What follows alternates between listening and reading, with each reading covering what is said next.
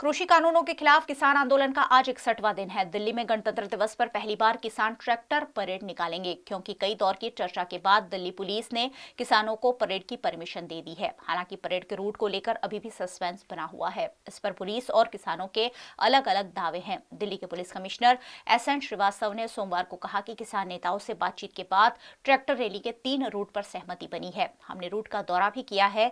कुछ देश विरोधी तत्व गड़बड़ी फैला सकते हैं, जिसे लेकर हम सतर्क हैं। गणतंत्र दिवस के मौके पर राजधानी दिल्ली में होने वाली किसानों की ट्रैक्टर परेड के लिए तैयारियां जोरों शोरों से चल रही है। दिल्ली पुलिस से ट्रैक्टर परेड के लिए मिली मंजूरी के बाद किसानों का उत्साह और बढ़ गया है। किसान संगठनों के मुताबिक ये परेड ऐतिहासिक होगी। देश के कई राज्यों से और गांवों से किसान ट्रैक्टर लेकर दिल्ली की तरफ चल दिए हैं। बताया जा रहा है कि 26 जनवरी को बाहरी दिल्ली की सड़कों पर लाखों ट्रैक्टरों की लंबी लंबी कतारें दिखाई देगी। लद्दाख में भारत चीन सेना के बीच तनाव बढ़ता ही जा रहा है। इसी बीच आज पूर्वी लद्दाख में LAC पर एक बार फिर से झड़प की खबर है। मीडिया रिपोर्ट्स के मुताबिक चीनी सैनिकों ने LAC की यथास्थिति को बदलने की कोशिश की। उनके कुछ सैनिक भारतीय क्षेत्र में घुसने की कोशिश कर रहे थे। इस दौरान भारतीय सैनिकों ने उन्हें रोक लिया और दोनों तरफ के सैनिक आपस में भिड़ गए।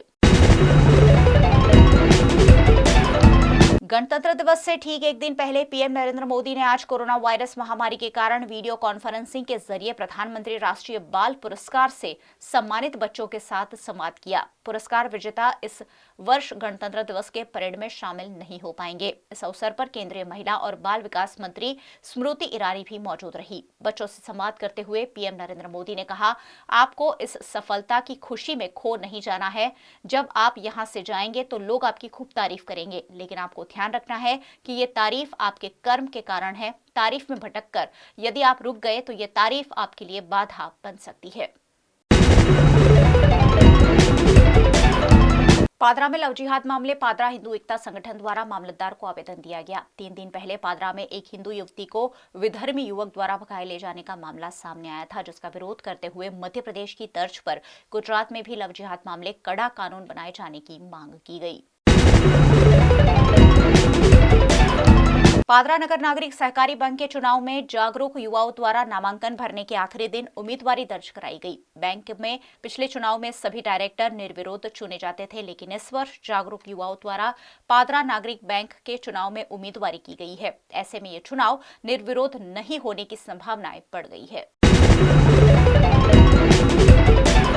पादरा जासपुर रोड पर दीनदयाल आवास योजना के तहत 168 गरीब लाभार्थियों को सरकार द्वारा दिए जाने वाली 45,000 की सब्सिडी नहीं मिली है। इस मामले निवासियों ने आवेदन देकर सहायता की मांग की है और सहायता नहीं दिए जाने पर चुनाव के बहिष्कार का मन भी बनाया है।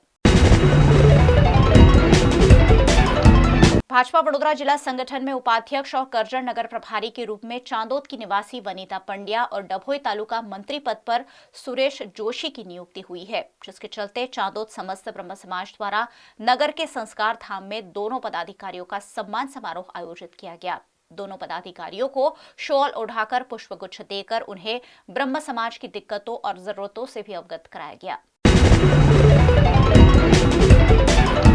कोरोना के चलते मार्च महीने से ही सभी तरह का सार्वजनिक परिवहन रोक दिया गया था, जो अब आंशिक रूप से शुरू कर दिया गया है। लेकिन पंचमहाल और दाहोद के लोगों के लिए लाइफ लाइन जैसी मेमू ट्रेन अब तक शुरू नहीं की गई है, जिसके चलते गरीब और मध्यम वर्ग के लोगों को आवाजाही में दिक्कत आ रही है। कोरोना महामारी के चलते बंद कर दी गई मेमू ट्रेन रेल सेवा फिर से शुरू किए जाने की मांग पंचमहाल के सांसद रतन सिंह राठौड़ द्वारा रेल मंत्री पीयूष गोयल समक्ष उठाई जाएगी।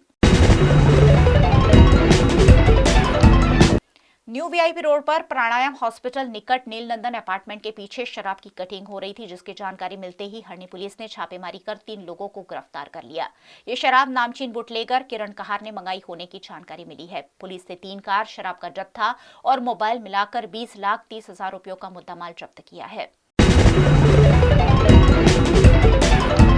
नबीपुर पुलिस ने पूर्व सूचना के आधार पर शराब की कटिंग के दौरान छापेमारी की। ये शराब बोलेरो पिकअप गाड़ी में भरकर भरूच से आमोद की ओर ले जाई जानी थी। पुलिस ने करीबन 12 लाख की शराब मिलाकर 15,91,600 रुपयों का मुद्दामाल जब्त किया है।